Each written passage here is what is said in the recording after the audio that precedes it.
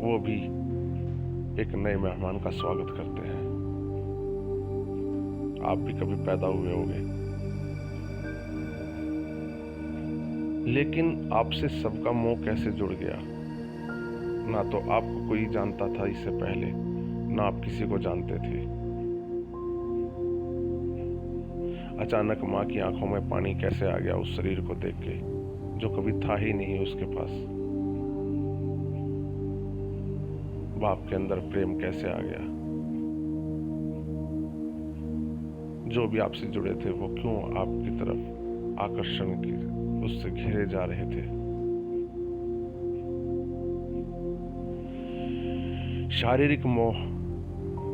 शरीर शरीर को जन्म देता है, इसलिए शरीर शारीरिक मोह है ये। लेकिन आत्मिक मोह कहाँ है? आत्मिक मोह ढूंढने से भी नहीं मिलता। कारण इसका जो जानते हैं आत्मा को, वो या तो मोक्ष को प्राप्त हो चुके हैं या मोक्ष को प्राप्त होने की तैयारी कर रहे हैं। लेकिन जिसने जन्म लिया है उस आत्मा को कोई नहीं जानता। और हद की बात यह है कि ज्यादातर इंसान मर भी जाते हैं, लेकिन उस आत्मा का बोध किसी को नहीं होता।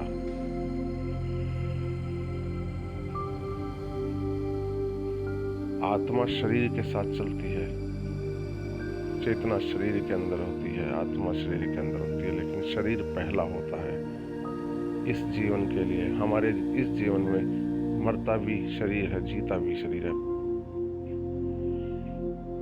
इसलिए शरीर की खोज ज्यादा होती है, क्योंकि ये दिखता है, सूक्ष्म नहीं है, ये स्थूल है, भारी भरकम है, नजर आता है।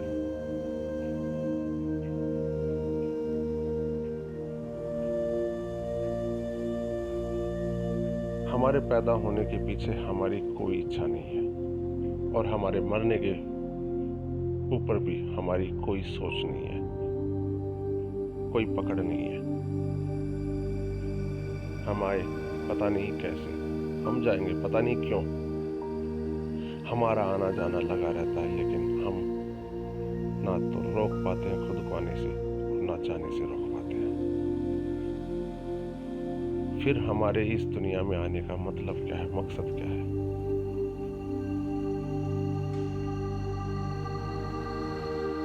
कश्ती का क्या मकसद है समंदर के ऊपर तैरने का?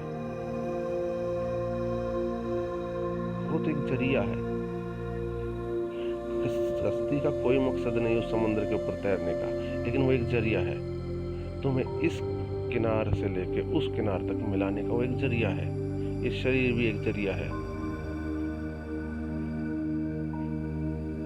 आत्म से परमात्मा तक होने का एक जरिया है ये शरीर। अगर तुम इसका उपयोग नहीं कर पा रहे,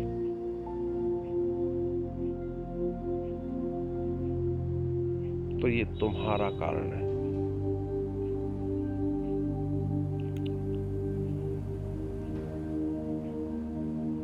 इस जरिए का तुम सही इस्तेमाल नहीं कर पा रहे, तो ये तुम्हारी प्रॉब्लम है।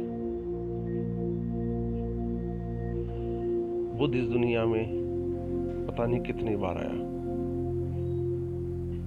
कितने जन्म भटका होगा वो बुद्ध।